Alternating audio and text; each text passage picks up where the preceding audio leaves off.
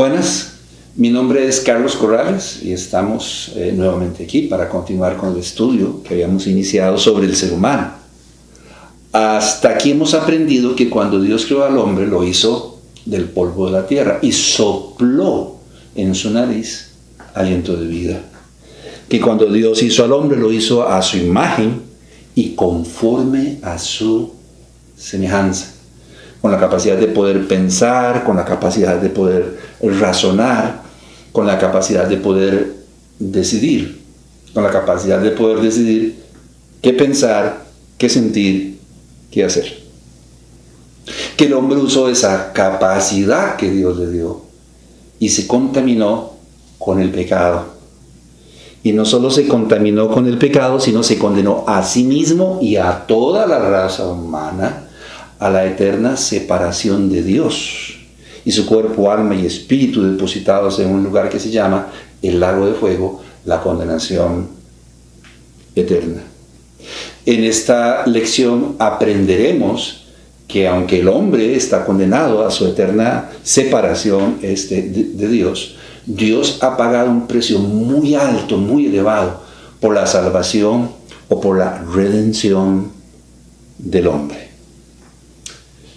Si recordamos bien, en un principio, cuando el hombre entendió que por causa del pecado sería separado de la presencia de Dios en esta vida y en la otra,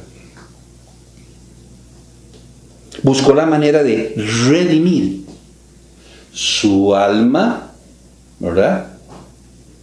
Su alma y enmendar su error. ¿Qué hizo? ¿Usted recuerda?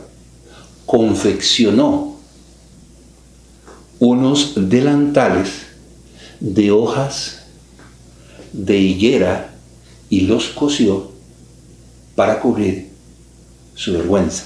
Esto de que confeccionó y cosió hojas de higuera no quiere decir que agarró hilo y aguja y los cosió o los unió entre sí. Lo que quiere decir es que los tomó y los usó para cubrir su vergüenza. Génesis, capítulo 3, según recordamos en el versículo 7. Entonces fueron abiertos los ojos de ambos y conocieron que estaban desnudos. Entonces cosieron hojas de higuera y se hicieron delantales. Desde ese entonces a la fecha, el hombre siempre ha procurado hacer algo en procura de su redención. Solo hay un pequeño problema. Que nada que el hombre haga en procura de su propia redención sirve. Salmos capítulo 49, versículos 7 al 8. Ninguno de ellos podrá en manera alguna redimir al hermano, ni dar a Dios su rescate, porque la redención de su vida es de gran precio y no se logrará jamás. De modo que nada de lo que el hombre haga puede servir o funcionar para alcanzar su redención. Por esa razón es que en el libro de Génesis, en el capítulo 3, en el versículo 21, encontramos al Señor confeccionándole a Adán y Eva unas túnicas de pieles con que ellos pudieran cubrir su vergüenza. Y Jehová Dios hizo al hombre y a su mujer túnicas de pieles y los vistió. ¿Cómo hizo el Señor para confeccionar estas túnicas de pieles? Bueno, honesta y sinceramente creemos que el Señor tuvo que realizar un sacrificio de sangre. Tuvo que tomar un animalito, tuvo que haberlo sacrificado y por lo tanto su sangre tuvo que haber sido derramada. Por lo menos eso es lo que dice el autor del libro de Hebreos, un pasaje que hemos considerado ya en varias ocasiones. Hebreos capítulo 9, versículo 22.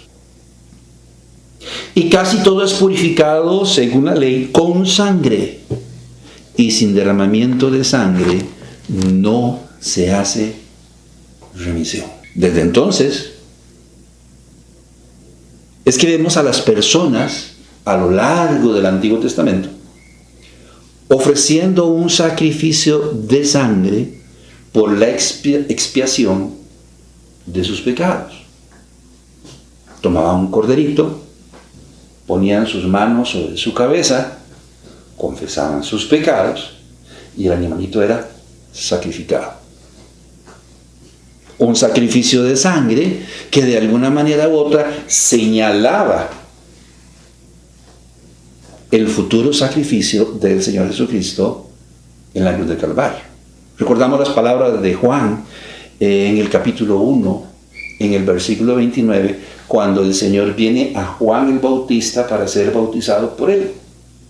Y cuando el Señor Jesucristo viene caminando hacia Juan, Juan el Bautista se vuelve y dice: he ahí el Cordero de Dios que quita el pecado del mundo, haciendo alusión al Cordero que se sacrificaba en el Antiguo Testamento por la expiación de los pecados de las personas. Encontrando así, entonces, en el libro de Génesis, en el capítulo 3, en el versículo 15, la primera promesa mesiánica. Y pondré enemistad entre ti y la mujer, y entre tu simiente, la simiente de la serpiente, y la simiente suya, la simiente de la mujer, que no es otra más que Cristo. Esta te herirá en la cabeza, y tú le herirás en el calcañar.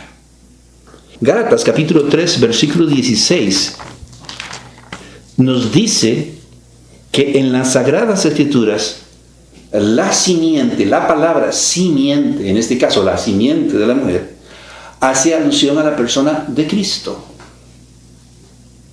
Y ahora bien, a Abraham fueron hechas las promesas, y a su simiente, no dice ya las simientes como si hablase de muchas, sino como de uno, y a tu simiente, la cual es Cristo.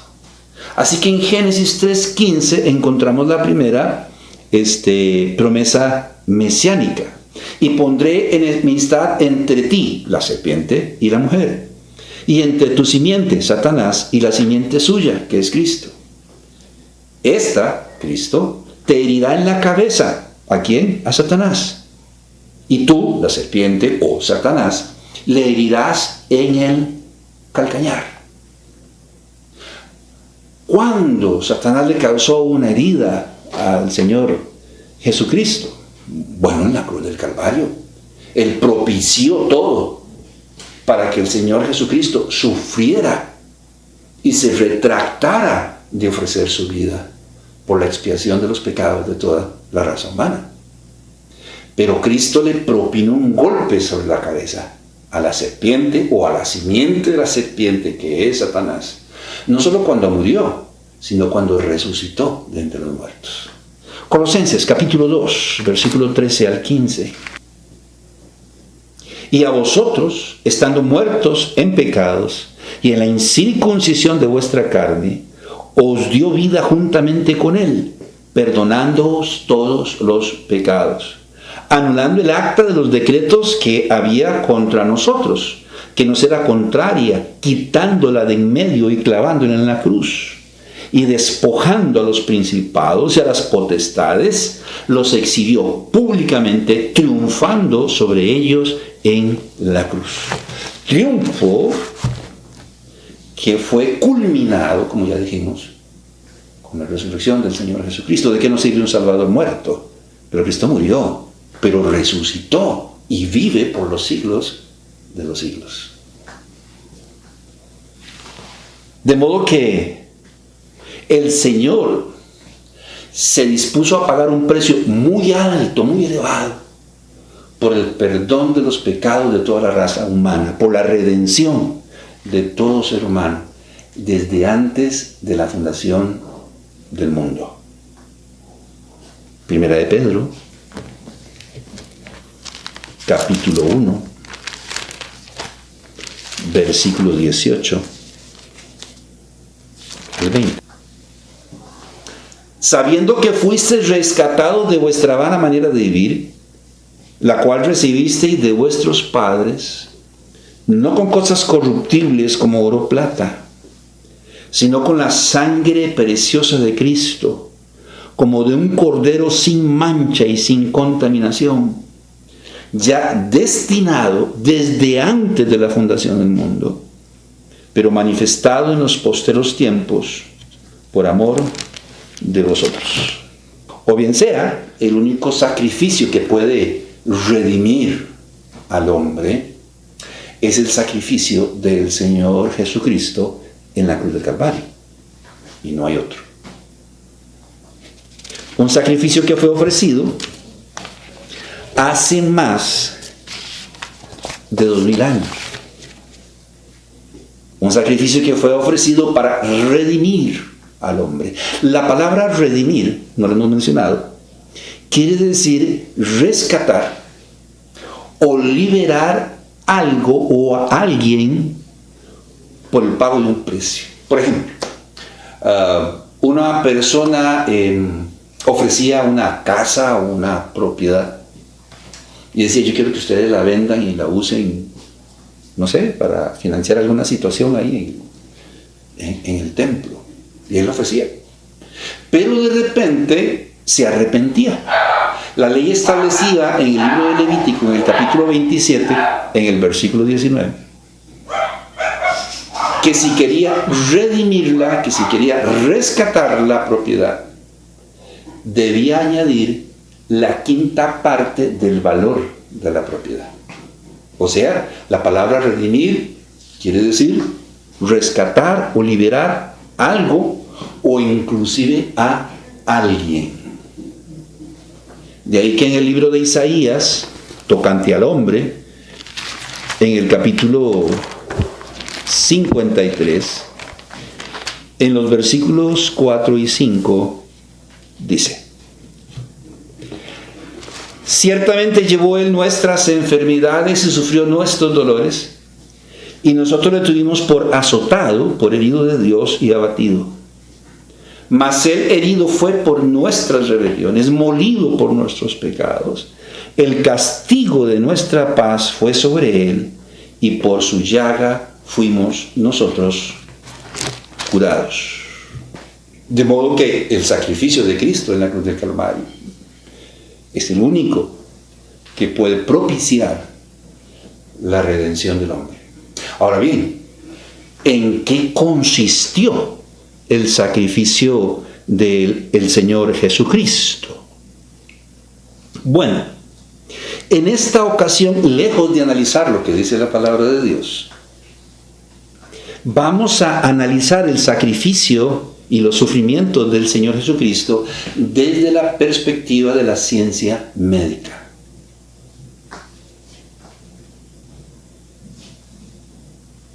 La palabra de Dios nos dice que los sufrimientos del Señor Jesucristo iniciaron la noche en que fue arrestado en el huerto de Getsemaní. El huerto de Getsemaní era el lugar, si recordamos, donde el Señor solía ir en diferentes ocasiones y a diferentes horas a orar, a tener comunión, compañerismo con Dios. Solo que la víspera a su muerte y crucifixión, cuando él estaba orando ahí en el monte de Getsemaní, dícese que él estaba muy presionado. Dice que estaba triste y muy triste hasta la muerte. O sea, la angustia de la sombra de la cruz le estaba causando mucha tensión. Y esa noche, cuando oraba ahí en el monte de los Olivos, en el huerto de Getsemaní, nos dice Lucas que él comenzaron a brotar de su frente grandes gotas de sangre. Según la ciencia médica, esta es una condición llamada hematidrosis, la cual no es muy común, pero provoca la secreción de químicos que rompen los vasos capilares en las glándulas sudoríparas, dando como resultado que haya una pequeña cantidad de desangrado en las glándulas y el sudor emana mezclado con sangre. En el caso del Señor Jesucristo, la tensión era tal que Lucas en el capítulo 22, en el versículo 44, nos dice que sudó grandes gotas de sangre. Lucas 22, 44. Y estando en agonía, oraba más intensamente, y era su sudor como grandes gotas de sangre que caían hasta la tierra. Según la ciencia médica, esto provocó que la piel del Señor se volviera sumamente sensible. Yo no sé si por la deshidratación, pero provocó que se volviera extremadamente sensible, frágil, de modo que cuando él fue golpeado, cuando él fue azotado, en primera instancia por Pilato y después por Herodes, su piel se tuvo que desgarrar así, con mucha facilidad, como pelar un chancho. Su martirio inició la noche en que fue arrestado y llevado por los soldados del templo a la cárcel. La palabra de Dios dice que esa noche fue golpeado por los soldados del templo varias veces. A la mañana siguiente, la palabra de Dios también dice que fue llevado ante Pilato, donde Pilato le examinó. Y en ese proceso de examinar, fue azotado. Las flagelaciones romanas eran conocidas por ser terriblemente brutales. Generalmente consistían en 40 latigazos, solo que con un pequeño detalle, que los romanos usaban un látigo con 5 gajos. O sea, tenía 5 tiras de cuero trenzadas entre sí, y entre ellas piezas metálicas parecidas a un balín, ¿verdad? Piezas metálicas punzocortantes, huesos inclusive. Entonces era un látigo que era llamado flagelo, y el flagelo tenía 5 tiras de cuero trenzado, ¿verdad? Con elementos punzocortantes, elementos sólidos, especie de balines. Los cuales, cuando eran usados para azotar a un individuo, cortaban y rasgaban la piel. Las piezas metálicas golpeaban con tal fuerza que eran capaces de no solo astillar, sino fracturar los huesos. 40 azotes por 5. Mi matemática me dice que recibió 200 azotes, que iban desde la parte superior de la espalda hasta sus piernas, por delante y por detrás. El condenado era azotado, pero yo no quiero pensar en que los romanos, el ejército más poderoso del mundo en ese momento, eran generosos. Contaban los azotes para que no se le fuera a pasar ninguno. Pobrecito el condenado. Entonces esto de que recibió 200 azotes es solo un aproximado. Mientras el individuo estaba siendo flagelado, le rasgaban entonces la piel, los músculos y los tendones. Y era posible ver las entrañas expuestas, músculos, tendones expuestos, huesos expuestos. La espalda quedaba tan desgarrada que la espina dorsal y las costillas podían quedar expuestas. La palabra utilizada en la Biblia para referirse a los sufrimientos del Señor Jesucristo es escarnecer. La palabra escarnecer quiere decir literalmente remover la piel, la carne de su lugar. Y dice que él fue escarnecido. Y esto lo comprueba la ciencia médica. Salmos capítulo 22, un salmo profético, dice en el versículo 7: todos los que me ven me escarnecen, estiran la boca, menean la cabeza. En el versículo 12 dice: me han rodeado muchos toros, fuertes toros de Basán, me han cercado. Versículo 14: he sido derramado como aguas y todos mis huesos se descoyuntaron. Mi corazón fue como cera, derritiéndose en medio de mis entrañas. Versículo 17: contar puedo todos mis huesos, entre tanto que ellos me miran y me observan. Luego de ser azotado por Pilato, el Señor Jesucristo fue enviado ante el rey Herodes, quien le mandó a dar 40 azotes menos uno. Ellos no querían ser semejantes en crueldad a los romanos. Entonces le daban a los condenados 40 azotes, menos uno. El flagelo judío difería del flagelo romano, en que el flagelo romano tenía 5 gajos de tiras de cuero entrelazadas entre sí. El judío, que era más piadoso, no tenía 5, sino 3. Igualmente, tiras de cuero trenzadas entre sí, con elementos sólidos, pedazos de metal, o elementos punzocortantes. ¿Me está escuchando? Después de ser azotado por los romanos, recibió aproximadamente 200 azotes. En su cuerpo, todo su cuerpo fue desgarrado, la carne fue removida de su lugar.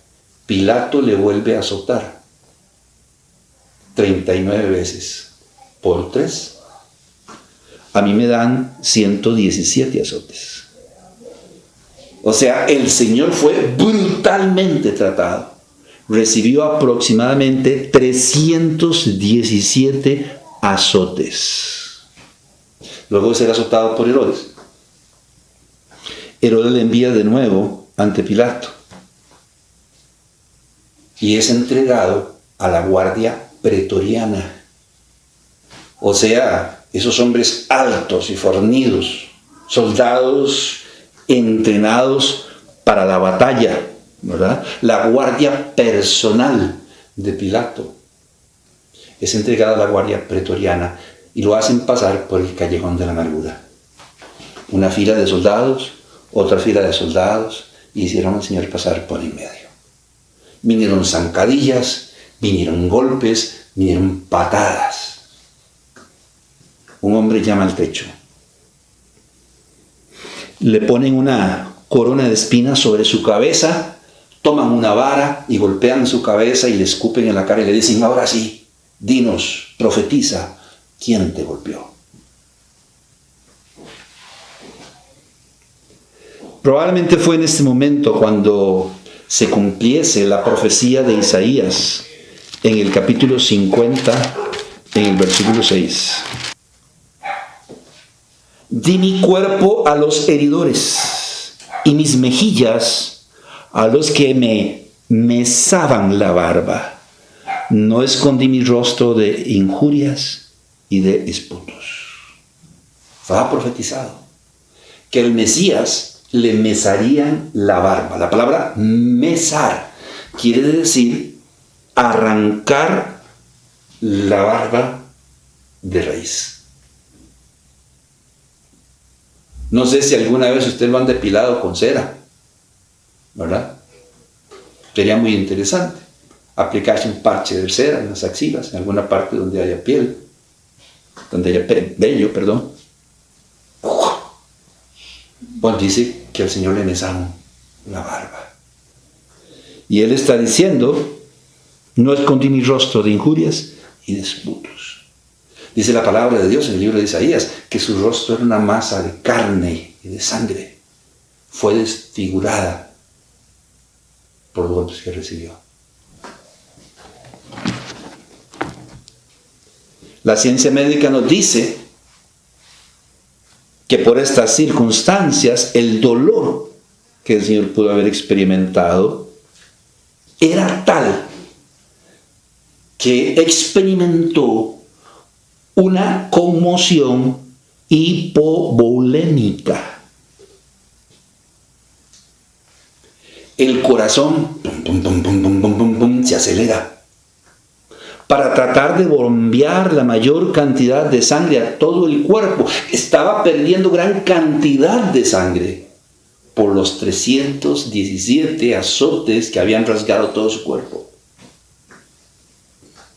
La presión sanguínea entonces baja y la persona no puede sostenerse en pie, se colapsa. Los riñones dejan de funcionar, bajan sus funciones. El condenado para este momento siente una sed extremadamente grande por la pérdida de sangre y de fluidos. Entonces comienza a experimentar sed y ansia por fluidos para poder reponer el volumen de sangre perdido. En estas condiciones el Señor Jesús lo hicieron llevar una cruz de madera de aproximadamente unos 57 kilos de peso. Aquí en Costa Rica, creo, si no me equivoco, un saco de cemento es equivalente a 25 kilos. Yo más o menos podría levantar un saco de cemento de 25 kilos, tal vez en esta posición. Cargarlo en los hombros ya es otra cosa muy diferente. O sea que 57 kilos son aproximadamente a 2 sacos de cemento. Si usted quiere saber cuánto pesaba la cruz del Señor Jesucristo, entonces consígase 2 sacos de cemento y se los echa sobre su hombro. Así que lo hicieron llevar una cruz de 57 kilos de peso aproximadamente sobre una espalda desgarrada por 317 azotes. No en vano se desplomó varias veces y no en vano se obligó a un tal Simón de Cirene a llevar su cruz hasta la cima del Calvario. Algunos consideran esto como una derrota para la persona de Jesucristo. No pudo llevar la cruz. ¿Usted hubiera podido?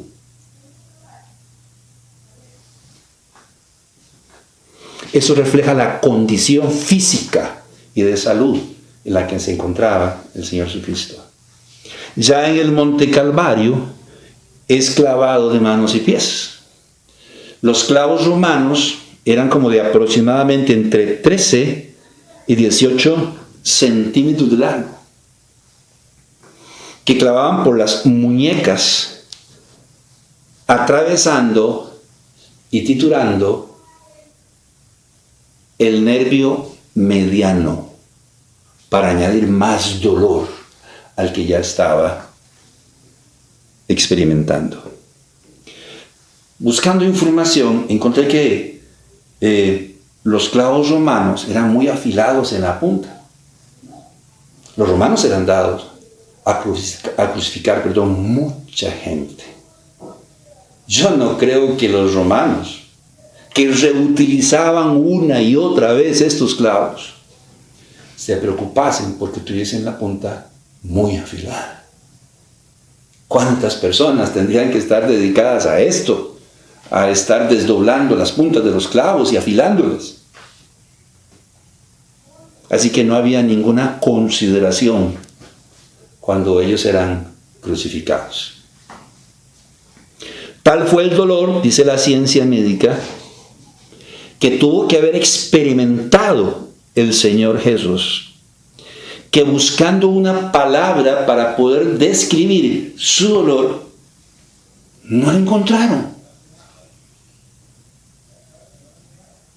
Tuvieron que crear una palabra para tratar de describir lo que él sintió. Entonces crearon la palabra excruciante, que significa de la cruz, para describir un dolor sumamente agudo. Y le pregunta al médico, bueno, señora, de 1 a 10, ¿cuánto le duele? Y usted le responde, mire, yo siento tal dolor que no se lo puedo explicar, yo no le puedo decir, sobrepasa el 1 a 10. Ese dolor es un dolor excruciante, o sea, como el que sufrió el Señor en la cruz del Calvario, indescriptible, no se puede describir. Ya en la cruz, una vez que fue clavado y levantado y en posición vertical, el condenado, para poder respirar, tenía que jalar sus brazos para poder liberar la presión sobre su pecho y poder respirar. Esta condición de estar levantando sus brazos para poder respirar probablemente causó que sus hombros se dislocaran. Salmos capítulo 22, versículo 14. Lo leímos hace un instante, si no me equivoco. He sido derramado como aguas y todos mis huesos se descoyuntaron. Mi corazón fue como cera derritiéndose en medio de mis entrañas. Quiere decir que cada vez, además de las astillas de madera metiéndose en las heridas en su espalda, cada vez que se estiraba para respirar, llegó el momento en que sus hombros se descoyuntaron o ¿cuál fue la palabra que usamos ahora? Se desmontaron, se deslocaron y ya no podía respirar bien. Todo esto hace que se produzca una muerte lenta y agonizante, donde la persona suele morir por asfixia. El Señor Jesús soportó esta situación por más de 8 horas, desde las 6 de la mañana hasta las 3 de la tarde en que el Señor murió. Más de 8 horas. A medida que la persona, porque ya no puede respirar, reduce el ritmo respiratorio, entra en lo que se denomina acidosis respiratoria. El dióxido de carbono de la sangre se disuelve como ácido carbónico, lo cual causa que aumente la acidez de la sangre. Finalmente, eso lleva al condenado a experimentar un pulso irregular. Si con la condición hipovolémica el individuo comienza, se acelera el ritmo cardíaco, con la acidosis respiratoria comienza a bajar el pulso y se hace un pulso irregular.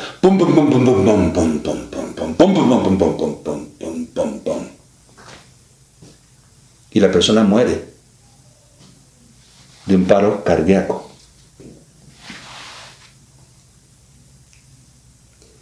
Esta condición o conmoción hipovolémica de la que hablamos antes, que sufrían los condenados a una crucifixión, causaba, como ya dijimos, un ritmo cardíaco acelerado y sostenido, contribuyendo a la acumulación de fluido en la membrana que rodeaba el corazón y en los pulmones, llamada efusión pericárdica y efusión pleural en los pulmones. Ya no podía enviar sangre, ya no podía producir sangre. Y se acumulaban fluidos mezclados con sangre en su corazón y en sus pulmones. Para acelerar la muerte del crucificado, los soldados romanos quebraban las piernas de los crucificados o de los condenados. Eso evitaba que la persona se empujara hacia arriba para poder respirar. Así que la muerte llegaba en cuestión de minutos. Los huesos del Señor no fueron quebrados, pues cuando los romanos llegaron a quebrar las rodillas del Señor Jesucristo, ya el Señor Jesucristo había muerto.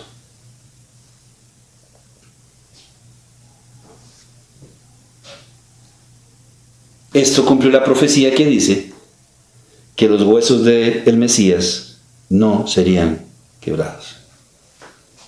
Pero algo tenían que hacer para confirmar la muerte del Señor Jesucristo. Entonces atravesaron su costado con una lanza.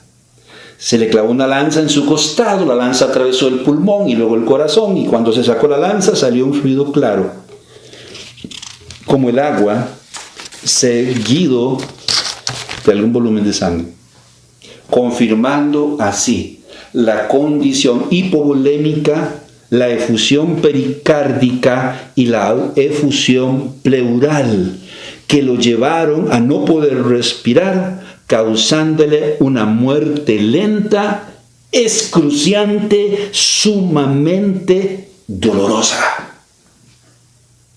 Su pecho estaba a reventar del dolor que él estaba sintiendo. Conclusión.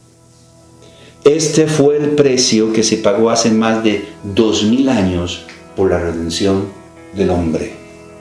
Un precio sumamente elevado.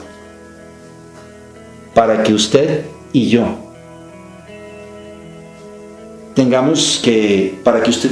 no tengamos que vivir separados de Dios, ni en esta vida, ni en la otra. Para que podamos tener una mejor calidad de vida. Porque sin Cristo, mientras vivamos, no hay esperanza, ni para el matrimonio, ni para la familia, ni para los hijos, ni para la sociedad. Para que a nuestra muerte no tengamos que ir a un lugar provisional que se llama el infierno, para luego ser lanzados al lago de fuego, la condenación eterna. Lo único que tenemos que hacer, si ya se pagó un precio elevadísimo por nuestra salvación, por el perdón de nuestros pecados, por nuestra redención, es, número 1, arrepentirnos de nuestros pecados. Pero los demonios creen y tiemblan. Y sabemos dónde están, o dónde van a ir. Lo primero es arrepentirnos de todos nuestros pecados. Lo segundo es invitar al Señor Jesucristo a entrar en nuestro corazón. La palabra de Dios dice: he aquí yo estoy a la puerta y llamo. Si alguno oye mi voz y abre la puerta, entraré a él y cenaré con él y él conmigo. Necesariamente Cristo tiene que venir a morar en nuestro corazón. Cuando Él viene a morar en nuestro corazón, nos lava, nos perdona, nos limpia de todos nuestros pecados, nos adopta como sus hijos, inscribe nuestro nombre en el libro de la vida y nos da el Espíritu Santo en nuestro corazón para ayudarnos en nuestra debilidad a hacer lo que Dios quiere que nosotros seamos. Ya el precio fue pagado. Ahora la decisión es nuestra. Si invitamos o no a Cristo Jesús a entrar en nuestro corazón. Como creyentes, el mensaje para nosotros como creyentes, el precio que se pagó en la cruz del Calvario fue muy elevado. Como ya dijimos, para que podamos ser redimidos de nuestros pecados, para que podamos tener mejor calidad de vida. Pensar en esta reflexión debería motivarnos a nosotros a ser agradecidos en este año que termina, y si Dios nos concede el próximo, a consagrar nuestra vida cada día más, porque de tal manera amó Dios al mundo que ha dado a su Hijo unigénito para que todo aquel que en él cree no se pierda, mas tenga vida eterna. Mas Dios muestra su amor para con nosotros en que, siendo aún pecadores, Cristo murió por nosotros. Que Dios les bendiga. Nos vemos la próxima. Envía tus comentarios o pregunta. Por favor, suscríbete al canal para recibir más videos y notificaciones, y danos un me gusta. Gracias.